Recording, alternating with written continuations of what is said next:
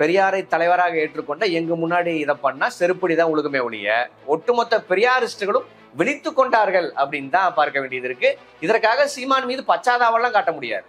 சீமான் மீதான இந்த தாக்குதல் என்பது குறைவுங்கிறேன். காசுக்கு கூலிக்கு வேலை செய்யக்கூடிய கும்பலை இனியும் வளரவிடக்கூடாதுங்கிற அந்த கான்சியஸ் ஆனது முற்போக்காளர்கள் மத்தியில வந்திருக்கு அப்படிங்கிறதுடைய வெளிப்பாடுதான் இது. இல்ல அவர் பயந்து போய் கிடக்கிறார். சரி, அவர் எதிர்ப்பது எங்கள் தலைவரை. தமிழ்நாட்டிற்காக 94 ஆண்டு வயது வரை தன்னலம் இல்லாம உழைத்த ஒரு தலைவரை அவன் அசிங்கப்படுத்தும் போது, அவர் எச்ச வேலை செய்யும் போது அதை எதிர்த்து கேள்வி கேட்காம அதை அம்பலப்படுத்தாம எப்படிங்க இருக்க முடியும்? சீமான் செய்வது என்பது குற்றச்சாட்டோ விமர்சனங்களோ கிடையாது, மாறாக அவதூறு. அதுவும் RSS காரங்க கூட நேரடியாக செய்ய துணியாத அவதூறு. அதை வேடிக்கை பாட்டு கொண்டு இருப்பதற்கு நம்ம சும்மாவே இருந்துக்கலாம். பெரிய இயக்கமும் தேவை கிடையாது, பெரியாரிஸ்ட்னு சொல்லிக்க வேண்டிய அவசியம் கிடையாது. எப்போது பெரியாருக்கு எதிராக பேச துளிர்விட்டார்களோ அப்போதே முனையிலே கிளி எறிந்திருக்க வேண்டிய நபர் தான் சீமான். 15 வருஷமே லேட்டுங்கிறனா பொறுப்பை நாம கையில் எடுக்காம தட்டி கழித்து கொண்டு இருந்தோம்னா இந்த 15 ஆண்டுகள் வீணானது போல இன்னும் வீணாகும் அப்படின்னு தான் பார்க்க வேண்டியது இருக்கு. உடனடியாக நாம் செய்ய வேண்டியது,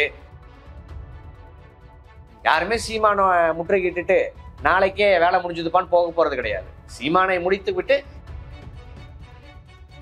அரண்சை நண்பர்களுக்கு வணக்கம். அரண்சை ஊடகம் சுயேட்சையாக இயங்குவதற்காகவே உருவாக்கப்பட்டது. நாம் செய்கிற வேலை உண்மையிலேயே மக்களுக்காக செய்கிறோம் என்பதை நீங்கள் நம்பினால், வாய்ப்பு இருந்தால் இந்த ரேசர் பே QR கோடுக்குள்ளே நீங்கள் அதை ஸ்கேன் பண்ணி எங்களுக்கு உங்களால் இயன்றதை விருப்பம் இருந்தால் ஆதரவு தெரிவிக்கலாம். அரண்சை நேயர்களுக்கு வணக்கம். நான் மத நிர்வலகன். இன்றைய நமது சிறப்பு விருந்தினர் தோழர் மனோஜ் அவர்கள். நிறைய விஷயங்கள் விவாதிக்க இருக்கிறோம், அவரை வரவேற்கலாம். வணக்கம் தோழர். வணக்கம். இல்லை, இப்போ சீமான் வீடு முற்றுகை அப்படின்னு சொல்லி அறிவிச்சிருக்கிறீங்க. அப்படி முற்றுகிட வேண்டிய அளவுக்கு அதில் என்ன தீவிரம் இருக்குது? அவர் ஒரு கருத்து சொல்றாரு, நீங்க மறுத்து கருத்து சொல்றீங்க. சமூக ஊடகங்கள் விவாதங்கள் நடக்குது.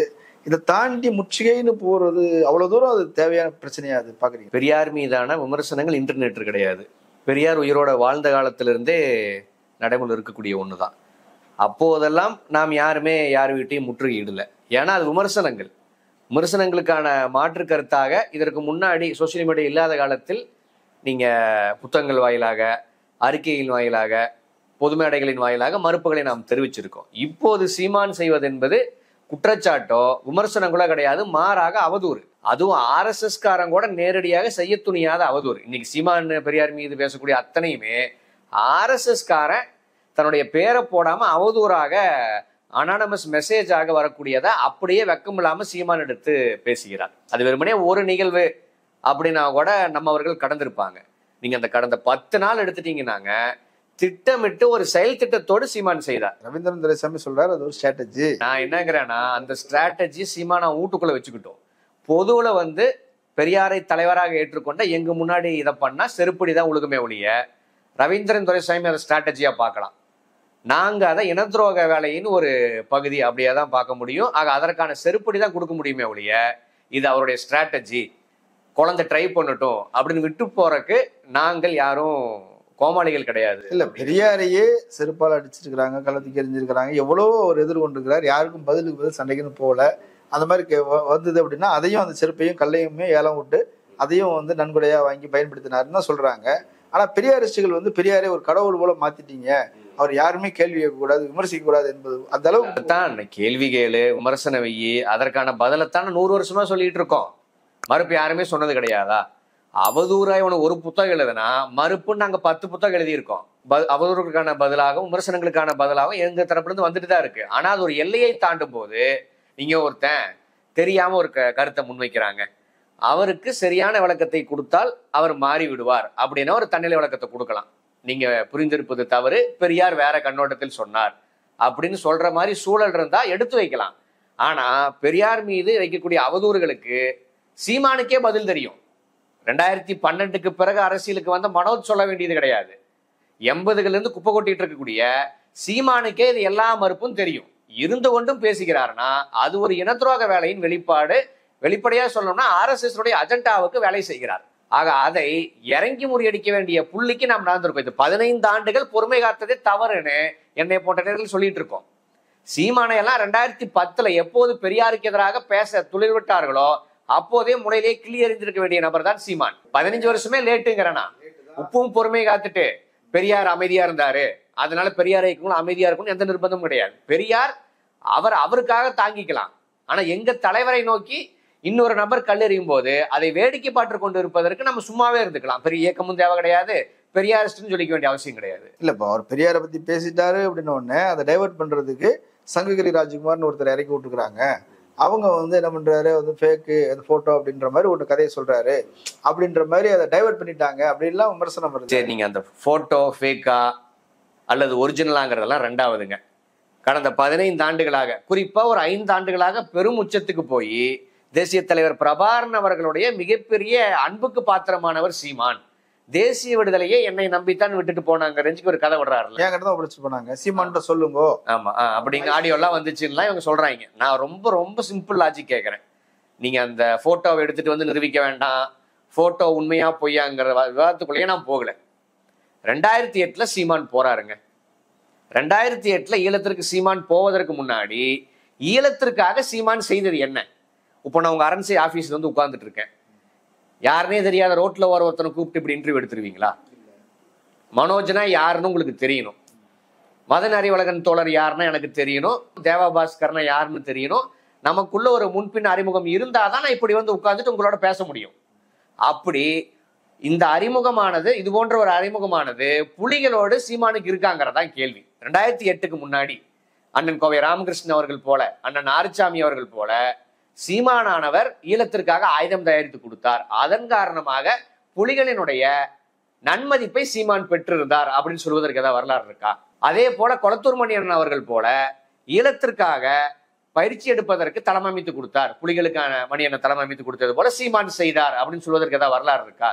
அதே போல புலிகளின் குரலாக ஒலித்த வைகோ அவர்கள் போல சீமானும் 2004 இருந்து 2005 இருந்து 2006 இருந்து இந்தந்த காரியங்களை செய்திருக்கிறார், பெருந்திரள் மக்களை திரட்டி இருக்கார் ஈழத்திற்கு ஆதரவாங்கன்னு சொல்வதற்கு வரலாறு இருக்கா?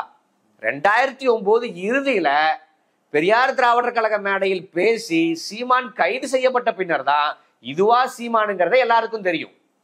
குறிப்பாக 2009 நடிகர் சங்கம் சார்பாக நடைபெற்ற அந்த ராமேஸ்வர பொதுக்கூட்டம், அதன் பிறகுதான் பெரிய அளவுல தெரியுது. 2008க்கு முன்னாடி செய்தது என்ன?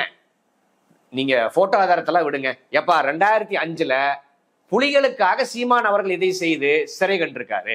2003லயே புலிகளுக்காக ரத்த பாக்கெட்டுகளை சீமான் அனுப்பிச்சு சிறைக்கு போயிருக்காரு. 90கள்லயே சீமானானவர் இதை செய்து புலிகளின் நன்மதிப்பை பெற்றிருக்காரு அப்படின்னு சொல்றதுக்கு ஏதாச்சும் வரலாறு இருக்கா? நீங்க ஒரு மிகப்பெரிய படையை கட்டியாண்ட ஒரு தலைவர், எப்பா சீமான் வராராம், நான் ஏதோ ஆங்கிலம் கலந்த தமிழ்ல பேசிட்டா சீமான் கோவப்படுவாரா அப்படின்னு பிரபாகரன் பயந்தாராம். இப்படி இது உண்மையான வச்சுக்குவோம். அப்படின்னா அதற்கு முன்னாடி சீமான் மீது இவ்வளவு நன்மதிப்பை பெறக்கூடிய அளவுக்கு சீமான் ஏதோ செஞ்சிருக்கணும்ல, அந்த ரெக்கார்டை கேட்கிறோம். 2007 ஏதாச்சும் ரெக்கார்டு கொடுங்க, 2006 சீமான் இதை செய்திருக்கான்னு ரெக்கார்டு கொடுங்க, 2005 இதை செஞ்சிருக்கான்னு ரெக்கார்டு கொடுங்க. எந்த ரெக்கார்டும் கிடையாது. நீங்க கேட்கலாம், எந்த ரெக்கார்டுமே இல்ல. அப்புறம் எதற்காக இந்த புகைப்படத்தை 2008 தலைவர் எடுத்தாரு, எதற்காக ஈழத்துக்கு போனார் அப்படின்னு கூட சிலர் நினைக்கலாம். எல்லாரும் என்ன புரிஞ்சுக்கிறாங்கன்னா, நீங்க 2009, 10க்கு பிறகு களத்துக்கு வந்தவங்க சீமான் 90கள் இருந்தே ஏதோ பண்ணியிருக்காருப்பா, அதனாலதான் பிரபாகரன் அவர்கள் அவ்வளவு ஒரு நட்பு பாராட்டி இருக்காருன்னு நினைச்சுக்கிறாங்க. 2008 அவர் போனது கொளத்தூர் மணி அவர்கள் ரெக்கமெண்டேஷன்லயும் வன்னியரசன் ரெக்கமெண்டேஷன்லயும் தான். எப்பா நமக்காக உழைத்த கொளத்தூர் மணி அண்ணன் ஒரு பையன் அனுப்பிச்சிருக்காங்க, நமக்காக உழைத்து கொண்டிருக்கக்கூடிய வன்னியரசன் ஒரு பையன் அனுப்பிச்சிருக்காரு, அவனை உள்ள விடுங்கப்பா அப்படின்னு தான் புலிகள் பகுதிக்குள்ள சீமானை விட்டாங்க. இல்ல அப்படியெல்லாம் கிடையாதுங்க. மணியண்ண ரெக்கமெண்டேஷன்லயோ வன்னியரசு ரெக்கமெண்டேஷன்லயோ சீமான் போகலன்னா அதைத்தான் சிம்பிளா கேட்கிற. 2008க்கு முன்னாடி இதை நாங்கள் செய்தோம், இதை சீமான் செய்தார், இதனால் சீமான் கைது செய்யப்பட்டார், இதனால் சீமான் சிறைக்கு போனார்னு ரெக்கார்டை தூக்கி போடுங்களேன். ரெக்கார்டு ஏதாச்சும் இருக்கா?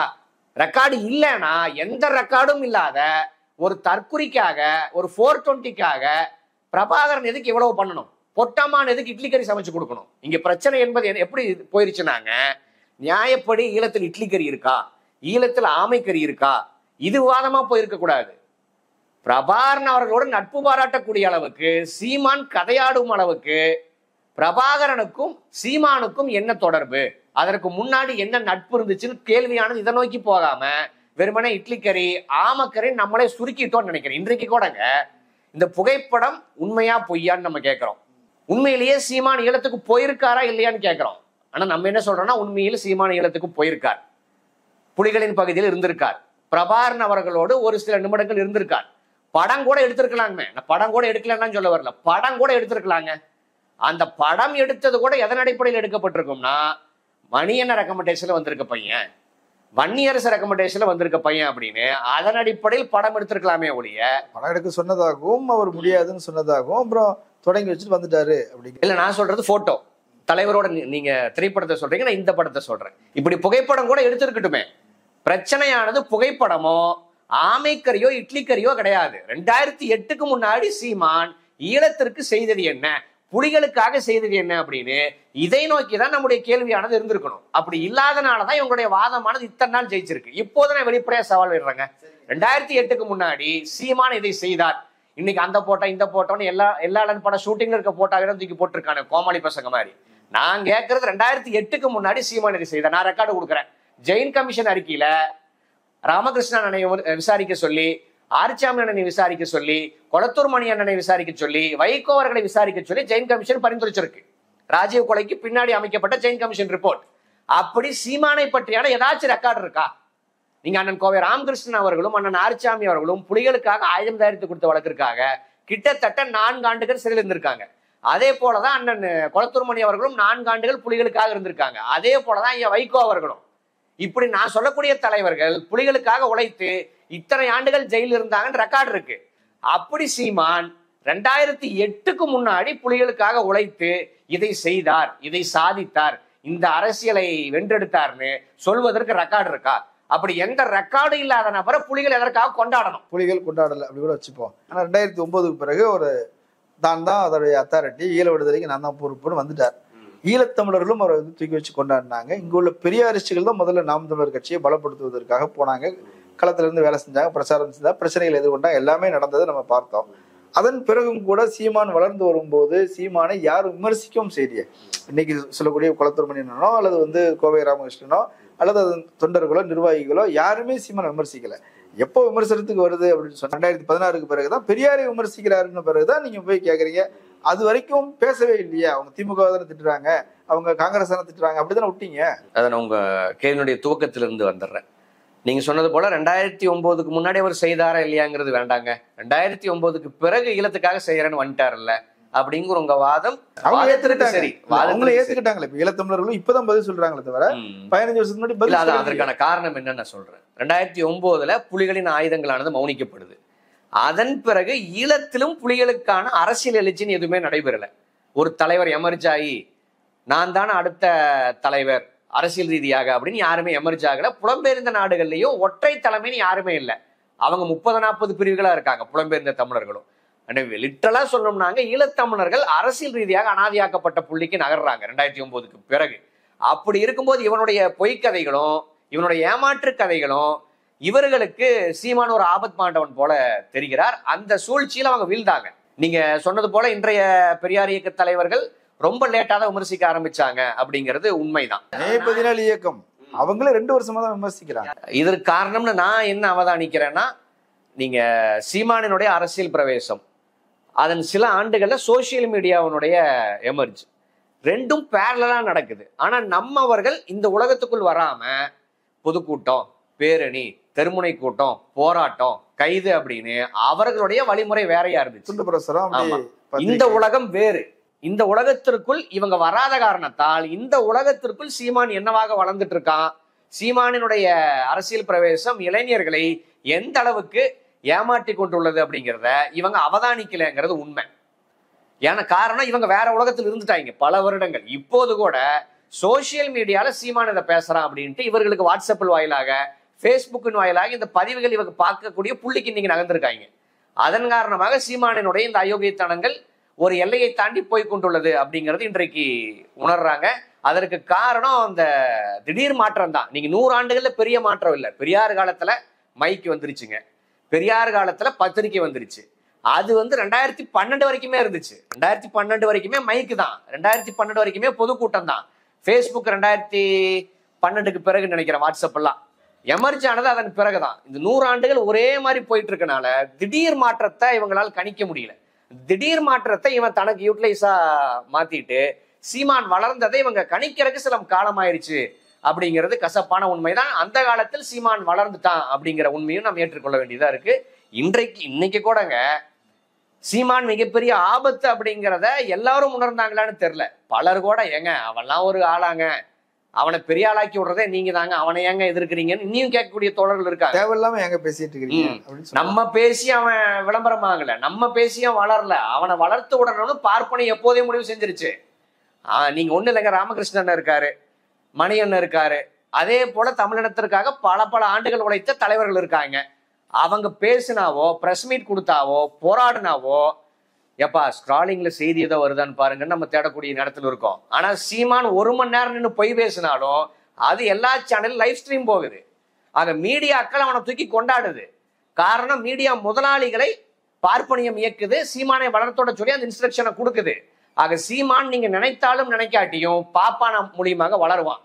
நாம் செய்ய வேண்டியது சீமான் அவனே தோத்துருவான்ப்பா அப்படின்னு பொறுப்பை நாம கையில் எடுக்காம தட்டி கழித்து கொண்டு இருந்தோம்னா இந்த 15 ஆண்டுகள் வீணானது போல இன்னும் வீணாகும் அப்படின்னு தான் பார்க்க வேண்டியது இருக்கு. உடனடியாக நாம் செய்ய வேண்டியது சீமானை டெடிகேட்டடாக தொடர்ச்சியாக எதிர்த்து அவனை அரசியல் ரீதியாக அழிப்பதுதான் தீர்வே ஒழிய சீமான்லாம் ஒரு ஆளாங்க, பெரியார் அந்த காலத்திலிருந்து யாருமே எதிர்க்கலையான்னு பழங்கதைகளை பேசிட்டு இருந்தீங்கன்னா இன்னும் விபரீதமான புள்ளிக்கு தமிழக வரலாறானது போகுங்கிறத நான் எச்சரிக்கையாவே சொல்றேன். நாம் தமிழர் கட்சியிலிருந்து கொத்தா ஏற்கனவே வெளியே போயிட்டே இருக்கிறாங்க. எல்லா மாவட்டங்களும் எனக்கு தெரிஞ்சு சேலம் மாவட்டம் மட்டும்தான் பெரியாரை விமர்சித்ததை ஏற்றுக்கொள்ள முடியாதுன்னு சொல்லிட்டு வெளியே வந்தவங்க. மீதி வெளியே வந்தவங்க எல்லாமே கொள்கைலாம் நல்ல கொள்கை தாங்க, அவருடைய கருத்துக்கள் எல்லாம் சரியான கருத்துக்கள் தாங்க அப்படின்னு கொள்கை கருத்துக்கள். ஆமா, உள்ள இருக்கிற முரண்பாடுகள், ஆமா உள்ள இருக்கிற முரண்பாடுகள் குறித்து எங்களோட பிரச்சனையை வந்து பேச முடியல, அவர் சந்திக்கிறது 2 வருஷமா வெயிட் பண்ணி பார்த்தா முடியல, நான் வெளியே வரேன், இவர் கரை சேர்க்க மாட்டாரு, இப்படித்தான் வந்து சொல்லிட்டு வெளியே வராங்களே தவிர கொள்கை நல்ல கொள்கை, கட்சி நல்ல கட்சி, உன்னதமான லட்சியத்துக்கு பாடுபடுது, என்ன பண்றது அப்படின்னு வெளியே வர்றவங்க அப்படித்தான் சொல்லிட்டு வராங்க. ஸோ நீங்க பேசி பிரச்சாரம் செய்து அதை வீழ்த்துவீங்க அப்படிங்கிற மாதிரி இல்ல, அது வேற ஒரு வடிவத்துல உடஞ்சு நெருங்கிட்டு இருக்குது அப்படின்னா அதை சரியா கணிக்க தவறி இருக்கிறோமா, உள்ள பிரச்சனைகளையும் சரியா கவனிக்க தவறி இருக்கிறோமான்னு ஒரு கேள்வி. இல்ல, அந்த உடைப்பு கூட எப்படின்னாங்க, சீமானினுடைய நாம் தமிழர் கட்டமைப்பில் சில சேதாரங்கள் ஏற்படுதே ஒழிய சீமானினுடைய விஷ பிரச்சாரம் ஃபுல் ஸ்டாப் வைக்கல, அது நடந்துட்டே தான் இருக்கு. இன்னைக்கு 10,000 பேர் கூட கட்சி விட்டு போகட்டும், சீமான் ஒரு பிரஸ் மீட்டை வச்சா அது லட்சக்கணக்கான நியூஸ் போகுமோ போகாதா? ஏப்பா உங்க கட்சியிலிருந்து 10,000 பேர் போயிட்டாங்க, இனி உன் பேச்செல்லாம் லைவ் போட மாட்டோம்னு யாரும் சொல்ல போறது கிடையாது. ஆக இந்த சீமான் சோசியல் மீடியாவின் வாயிலாக ஏற்படுத்தக்கூடிய பாதிப்பு என்பது வேறு, அந்த கட்சியின் கட்டமைப்பு உடைவது என்பது வேறு. சீமானுக்கு அந்த கட்சியின் கட்டமைப்பை உடைந்து என்ன நடந்தாலும் பிரச்சனை கிடையாது. ஏன்னா ஒரு கட்சி வளர்ந்து தேர்தலில் நின்று எம்எல்ஏ ஆகணும் எம்பி ஆகணுங்கிறவங்களுக்கு தான் அந்த கவலை எல்லாம். சீமானை பொறுத்த வரைக்குமே எலெக்ஷன்ல நின்னாவே ஓட்டை பிரிக்கிறதுக்கு திமுகவிடமோ அதிமுகவிடமோ பாஜகவிடமோ காசு வாங்கி அவர் வெல் செட்டில் ஆயிடுவார். அவருக்கு இதெல்லாம் சேதாரத்தை ஏற்படுத்தாது. இப்போ கூட நீங்க சொல்றீங்களா கட்சி விட்டு இத்தனை பேர் போயிருக்காங்கன்னு, அவருக்கு அதை பத்தி ஏதாச்சும் கவலை இருக்கா?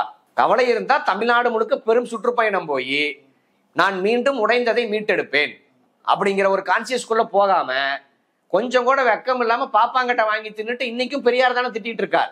ஆக அவருக்கு இந்த எந்த உடைப்பும் பெரும் சலசலப்பை எல்லாம் ஏற்படுத்தாது. அவருக்கு பணம் தான். பெரியாரை திட்டி நான் அஜெண்டா வேலை செய்யறேன், அதுக்கு இவ்வளவு கோடி கொடுங்க, இல்லாட்டி இதை கொடுங்க அப்படின்னு பேரம் பேசி தன்னை வளர்த்து கொள்வது மட்டும்தான் சீமானின் நோக்கமே ஒழிய அதை தாண்டி கட்சி கட்டமைப்பு உள்கட்டமைப்பு அதெல்லாம் சீமானுக்கு பெரிய அக்கறை கிடையாது. நீங்க ஏன்னா அங்க செயற்குழு உறுப்பினர்களே கிடையாது. நீங்க செயற்குழு கூட்டம்னு போடுறாங்க இல்லைங்க, அதற்கு யார் யார் வரலான்னா ஒரு மாவட்ட தலைவர், அதை தாண்டி ஒருத்தர் 2 பேர் வரலான்னு ஒரு செட்டப் இருக்கணும், மாநில செயற்குழுன்னு ஒண்ணு இருக்கணும். அப்படி ஒன்னே அந்த கட்சியில் கிடையாது. ஆக அங்க எந்த கட்டமைப்பும் கிடையாது. என்ன உடைந்தாலும் சீமானுக்கு எந்த கவலையும் கிடையாது. நம்ம இதையும் பொருத்தி பார்த்துடக்கூடாது. நீங்க கட்சியே இல்லாட்டியும் சீமானினுடைய முகமானது ரெஜிஸ்டர் ஆயிருச்சு. அதன் மூலியமாக பார்ப்பனியமானது சீமானிடம் வாங்க வேண்டிய வேலையை வாங்கி கொண்டேதான் இருக்கும்.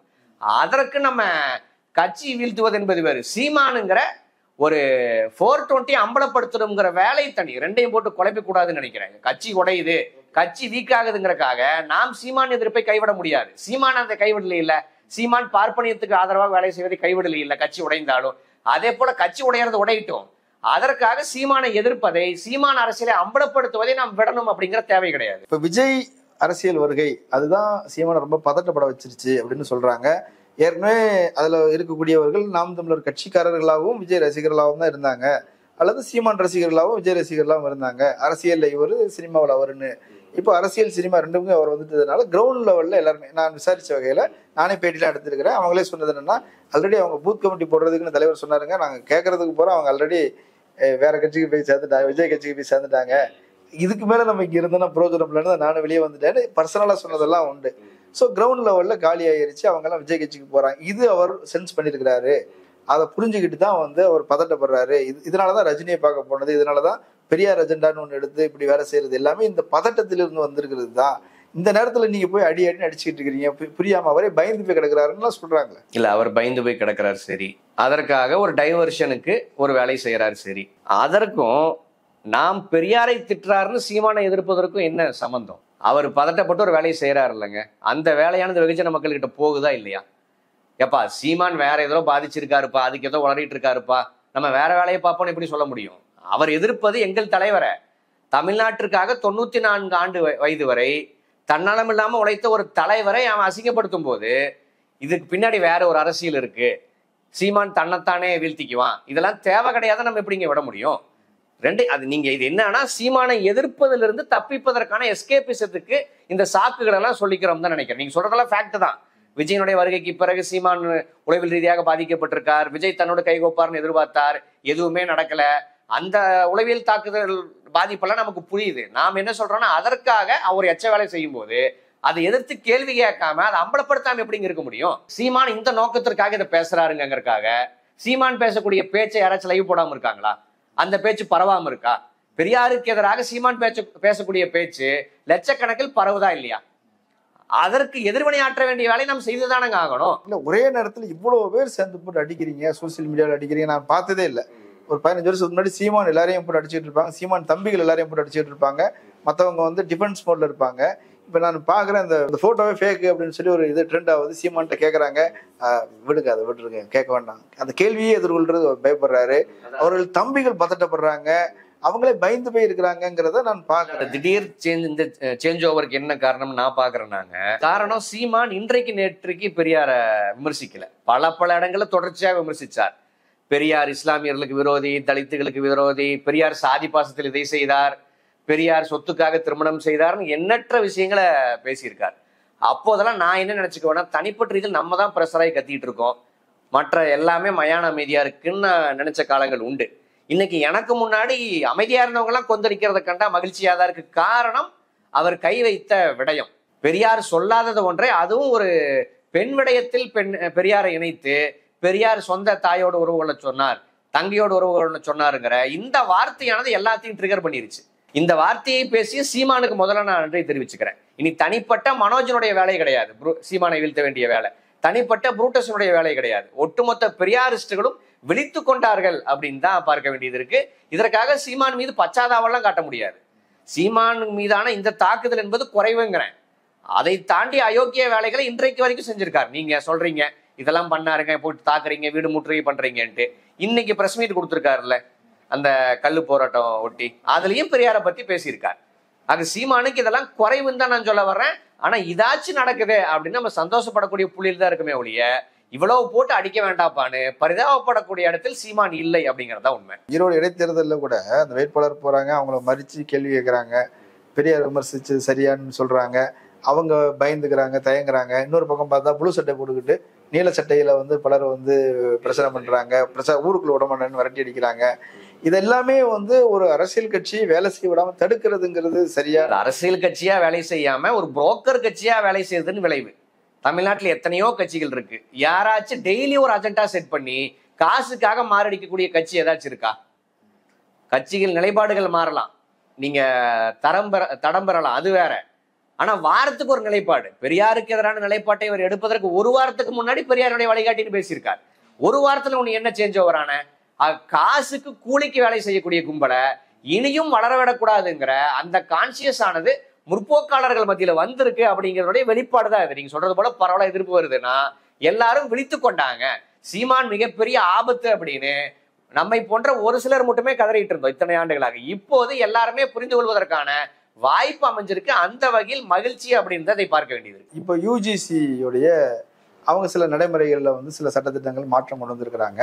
அதன் மூலமாக கவர்னருக்கு துணைவேந்தரை நியமிக்கும் அதிகாரத்தை முழு முற்றதிகாரத்தையும் கொடுத்திருக்கிறாங்க. இதன் மூலமாக மொத்த தமிழ்நாடு மட்டும் இல்ல இந்தியா முழுக்கவே வந்து காவிமயமாக்குவதற்கான வேலை திட்டம் நடக்குது. ஒரு பெரிய டேஞ்சரான ஒரு இடத்துக்கு வந்திருக்குது நாடு அப்படின்னு சொல்லும்போது அந்த பிரச்சனையை எடுத்து பேச வேண்டிய பெரியாரிஸ்டுகள் அது வந்து ஆபத்தா மாறப்போகுது. இதன் மூலமாக இளைஞர்கள் கல்லூரி மாணவர்கள் காவிமயமாக்கப்பட போகிறார்கள், அவர்கள் வந்து வன்முறையாளர்களாக்கப்பட போகிறார்கள், கல்வி திட்டங்கள்ல மாற்றம் வரும், அறிவியல் மனப்பான்மை அளிக்கப்படும். இதெல்லாம் ஒரு பெரும் ஆபத்து, ஒரு நூற்றாண்டு கால பிரச்சனை. அதை விட்டுவிட்டு சீமான் பின்னாடி ஓடிட்டு இருக்கிறீங்களே அப்படின்னு சில விமர்சனங்கள் வருது. அதை எப்படி பாருங்க? இல்ல இந்த விமர்சனங்களை முற்போக்காளர்கள் வைக்கிறாங்களா இல்ல சீமான் தரப்பு வைக்குதா? நம்மவர்களே சொல்றாங்க சீமான் அதை டைவர்ட் பண்றாரு, அதற்கான பதில் நான் சொல்றேன். திட்டமிட்டு சீமான் அதை டைவர்ட் பண்றாரு, நீங்க அது பின்னாடி ஓடிக்கிட்டு இருக்கிறீங்கன்னு கேக்குறாங்க. இல்ல அதற்கு நீ சீமான் ஒண்ணு பண்றாருங்க, அது பெரும் தாக்கத்தை ஏற்படுத்துது.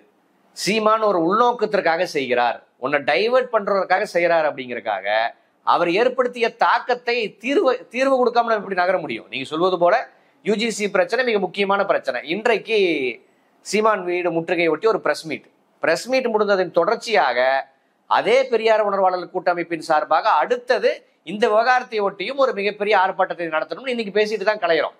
யாருமே சீமானை முற்றுகையிட்டுட்டு நாளைக்கே வேலை முடிஞ்சதுப்பான்னு போக போறது கிடையாது. சீமானை முடித்து விட்டு எல்லா வேலையும் தொடர்ச்சியாக செய்யலாம் போற இது முன்னாடியே அறிவிச்சிட்டோம். சீமான் இந்த யுஜிசி இஷ்யூலாம் வர்றதுக்கு முன்னாடியே சீமான் இந்த வேலையை தொடங்கிட்டார். 22ஆம் தேதி முற்றுகைங்கிறது முன்னாடியே அறிவிச்சிட்டோம். அது ஒரு பெரிய செயல் திட்டம் தேவை, ஒரு பெரிய ஏற்பாடுகள் தேவைங்கிறதால அதுல கூடுதல் கவனம் செலுத்த வேண்டியது இருந்துச்சு ஒழிய இந்த பிரச்சனை மட்டும்தான் முக்கியம், யுஜிசி எல்லாம் பிரச்சனை கிடையாதுன்னு யாருமே நினைக்கல. இதை முடித்த கையோடு அடுத்தது அந்த வேலையை தான் செய்ய போறோம்.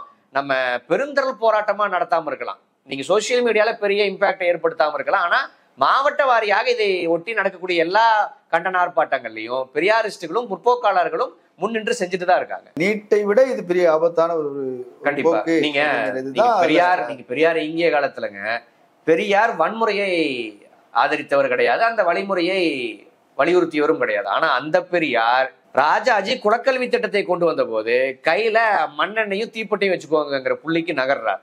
ஆக பெரியாருக்கு கல்விதான் தமிழர்களுடைய விடிவுக்கான ஒற்றை திறவுகோளுங்கிற தெளிவு இருந்துச்சு. அந்த தெளிவு எங்களுக்கும் இருக்கு. ஆக அந்த கல்வியிலேயே அவர்கள் கை வைத்திருக்கும் போது அதை நிச்சயம் முன்னின்று முறியடிக்க வேண்டிய பொறுப்பானது பெரியாரிஸ்டுகளுக்கு இருக்கு. அந்த வேலையும் நடக்கும். என்ன சோசியல் மீடியால சீமானை பத்தி நிறைய பரவுறதால இதை யாருமே நினைக்கல, இதை கைவிட்டுட்டாங்கன்னு சிலர் நினைக்கிறாங்க. அந்த தொடருக்கு நான் சொல்லிக்கிறேன், இந்த வேலையை நிச்சயம் நாம் வரும் நாட்கள்ல ஒன்றிணைந்து செய்வோம். நிறைய கருத்துக்களை சொல்லியிருக்கிறீங்க. மக்கள் இதை பரிசீலிக்கட்டும், குறிப்பாக தம்பிகள் பரிசீலிக்கட்டும். கலந்து கொண்ட கருத்துக்களை பகிர்ந்தமைக்கு நன்றி. நன்றி. நேரில் மற்றொரு விருந்தினோடு மீண்டும் சந்திக்கலாம். நன்றி.